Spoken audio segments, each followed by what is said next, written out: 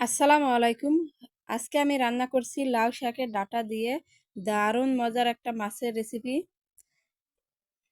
এই তরকারিটা গরম ভাতের সাথে খেতে ভীষণ ভালো লাগে। তাহলে চলুন রান্নাটা শুরু করি। প্যানে আমি দিয়ে দিলাম রান্নার তেল। তেলটা গরম হয়ে গেলে আমি এতে ছেড়ে দিলাম মাছ। মাছে আমি আগে হলুদ আর লবণ মেখে রেখেছিলাম। এখন আমি মাছটা ভেজে নেব। আজকে আমি ভাজা মাছ দিয়ে তরকারিটা রান্না করে নেব, সেজন্য আমি মাছটা ভেজে নিচ্ছি। মাছগুলো আমার ভাজা হয়ে গেছে, এখন আমি মাছগুলো উঠিয়ে নিচ্ছি। এরপরে দিয়ে দিলাম 2টা পেঁয়াজ কুচি। পেঁয়াজটা আমি একটু লালচা কালার করে ভেজে নেব। এখন দিয়ে দিচ্ছি লাউ শাকের ডাঁটা। আমি আপনাদের দেখিয়ে দিচ্ছি আমি কীরকম ডাঁটা নিয়েছি। আমি এরকম ডাঁটাগুলো কেটে ধুয়ে পরিষ্কার করে নিয়েছি।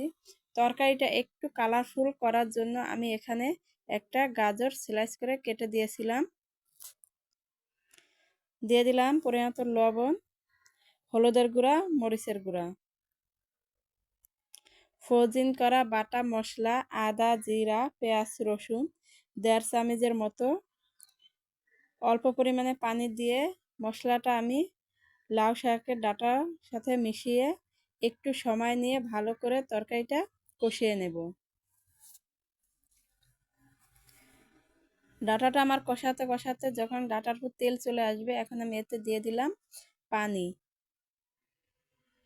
এরপরে তরকারিতে যখন বলক চলে আসবে, এখন আমি এতে দিয়ে দিলাম ভেজে রাখা মাছটা। দিয়ে আমি কিছুক্ষণ তরকারিটা জাল করে নেব।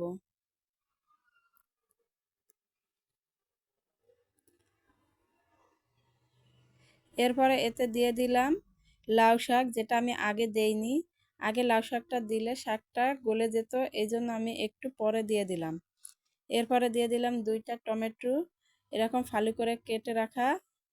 দিয়ে দিলাম 2টা কাঁচামরিচ ফ্লেভারের জন্য। এখন আমি তরকারির সাথে শাকটা একটু মিশিয়ে আরও কিছুক্ষণ জাল করে নেব। এর ফাঁকে আমি লবণটা একটু দেখে নিচ্ছি। আমার কাছে লবণটা একটু কম মনে হয়েছে, সেজন্য আমি আরেকটু লবণ দিয়ে দিলাম। তরকারির ঝোলটা যখন টেনে আসবে, এখন আমি এতে দিয়ে দিলাম কিছু ধনিয়া পাতা কুচি।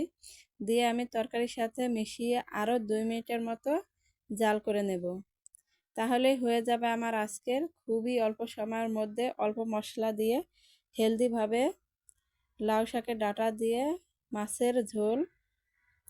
আশা করছি রেসিপিটা সবার কাছে ভালো লেগেছে। যদি ভালো লেগে থাকে তাহলে একবার হলে বাসায় ট্রাই করবেন এবং ফ্রেন্ড অ্যান্ড ফ্যামিলির সাথে রেসিপিটা শেয়ার করবেন।